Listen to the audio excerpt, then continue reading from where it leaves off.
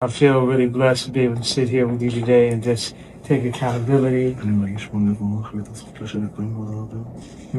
I was dealing with uh, some various issues, dealing with bipolar also. So it would take the ideas I had and have me take them to an extreme where I would forget about the protection of the people around me and myself. Family is Providence. Thanks for tuning in. And Kanye West recently sat down with Rabbi Yoshiyahu Pinto, where he sought forgiveness for his past anti-Semitic remarks.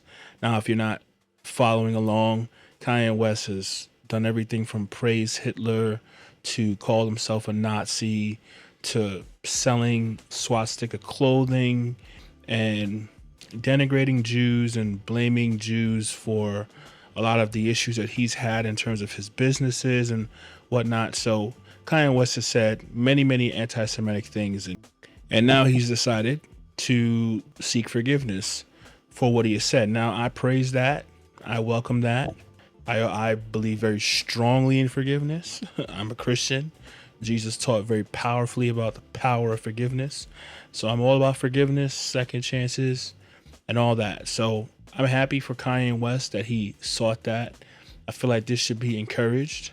But I also recognize that with Kanye West, things are very much hard to predict. Let's put it that way. We've seen Kanye West apologize to the Jewish people before.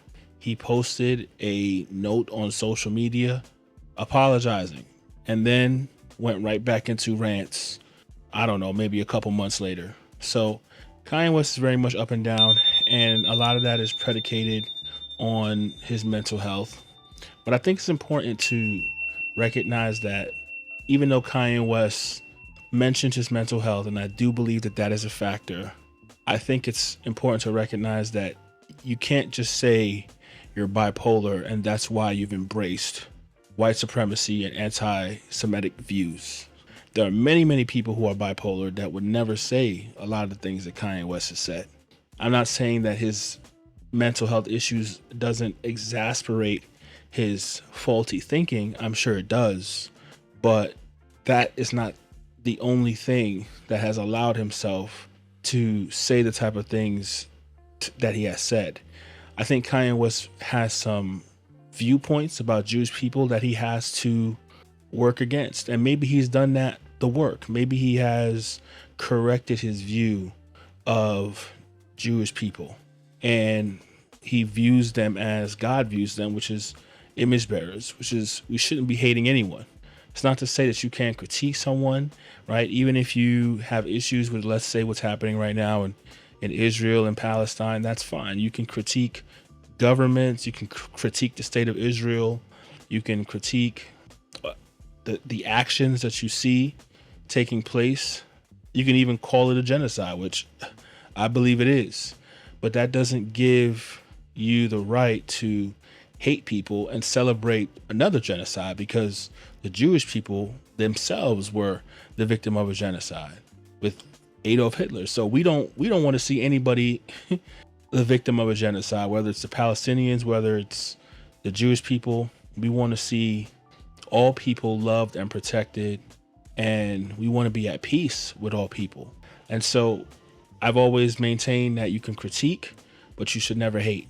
And I'm sincerely hoping that Kanye West has done the work to critique, to correct how he is actually viewing Jewish people that I think is the root cause to why he has had and made these remarks.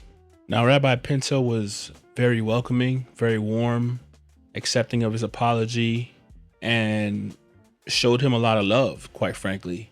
Now, I don't suppose that this rabbi represents the thoughts of all Jewish people. I would imagine that there's probably still many people that are skeptical of Kanye West in the Jewish community. And ultimately, Kanye West's actions are going to have to be louder than his words, right? He's going to have to continue to fight those urges that he has when he spazzes out and says those rants. But I mean, I think at the core of Kanye West again is bad ideas. And so my issue is, are you going to make Rabbi Pinto look like a fool for standing with you publicly and accepting your repentance, and then you go back when, let's say, you've not been taking your medication, or allegedly you've been inhaling the laughing gas, which people have confirmed around him that he takes laughing gas, which alters his thinking. You know, if he's on drugs, if he's not on his medication, then we will end up seeing the darker side of Kanye once again. So I'm happy to see Kanye West take accountability, but this can't be something that is just done in a moment. This has to be an ongoing thing. Kanye West needs people around him that can speak the truth to him, because we all have relapses. Like, I'm not foolish enough to think that Kanye West in a matter of months has fixed all his issues and changed the way he thinks. Right? We all have relapses. We all have these ideas in our head that needs to be combated.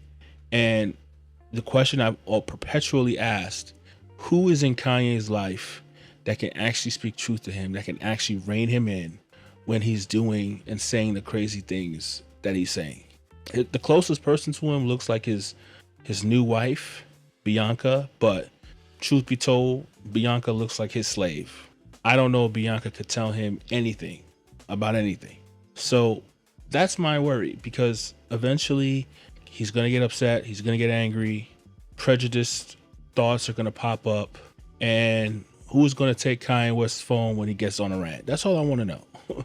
So I'm happy for Kanye.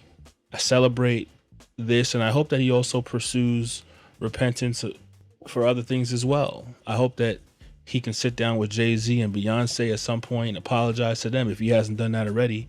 He said vile things about their children. He said a lot of vile things, right? And I know people don't, Kanye West fans may not want to see Kanye West go on an apology tour, but the reality is, if you're really a Kanye West fan, you should want to see this man take accountability. Not because we care about him being uncanceled or accepted in the mainstream again or anything like that, because it's the right thing to do. I feel like if you're a true Kanye West fan, you don't celebrate when you see Kanye West go on these crazy rants. You should be concerned for him. You should want him to be whole in every way, mentally strong, and again, taking accountability like he is doing. So we should be encouraging this behavior and discouraging Kanye when he seeks to go back to his darker side. So praying for Kanye, always wishing Kanye the best. Huge fan forever and ever and ever. But I just hope that we can get off the Nazi raps. We can get off the, selling of swastikas and praising of Hitler and all the nonsense that he's been doing. And just get back to loving everybody like we should be loving them, man. Okay? We want to see Kanye whole and healthy. All right, this has been Providence. Thanks you guys for listening. If you haven't already, like and subscribe. I'll see you guys in the next video.